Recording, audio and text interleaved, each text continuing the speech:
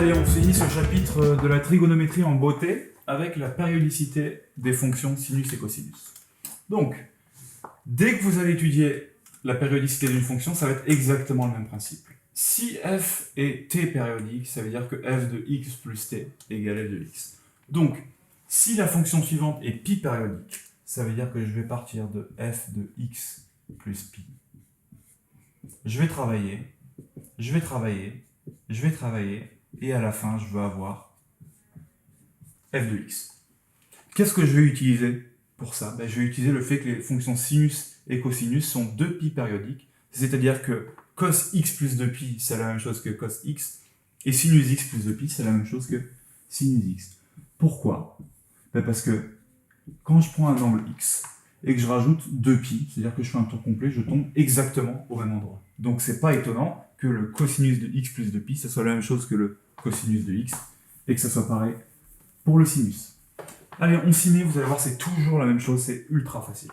Donc, je veux calculer f de x plus pi, vu que je veux montrer qu'elle est pi périodique. Donc je recopie f de x en remplaçant x par x plus pi. Donc ça me fait sinus de 2 fois x plus pi, plus cosinus de x plus pi, multiplié par sinus de x plus pi. Alors, cosinus de 2 fois x plus pi, sinus de 2 fois x plus pi, ça me fait sinus de 2 fois x, 2x, plus 2 fois pi, 2pi, plus cos x plus pi et sinus x plus pi. Alors, je vous rappelle que cette relation, on peut la gérer avec les angles cousins. C'est-à-dire que si je veux calculer le cosinus de x plus pi, c'est-à-dire le cosinus ici, c'est en fait l'opposé du cosinus là. Le cosinus de x plus pi, c'est l'opposé du cosinus x. Donc je peux dire plus, moins cos x. Cosinus x plus pi, c'est moins cos x.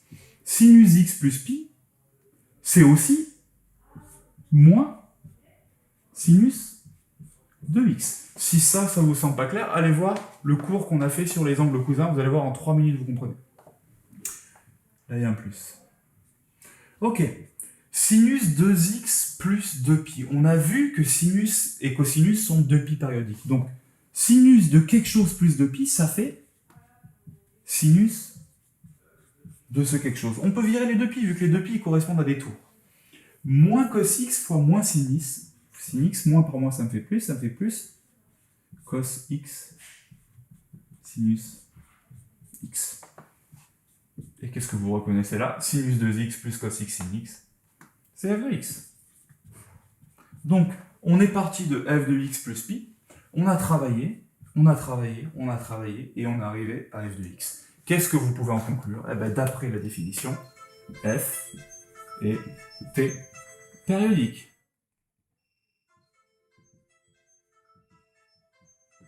Allez, à vous de jouer, on vous en a mis en dessous.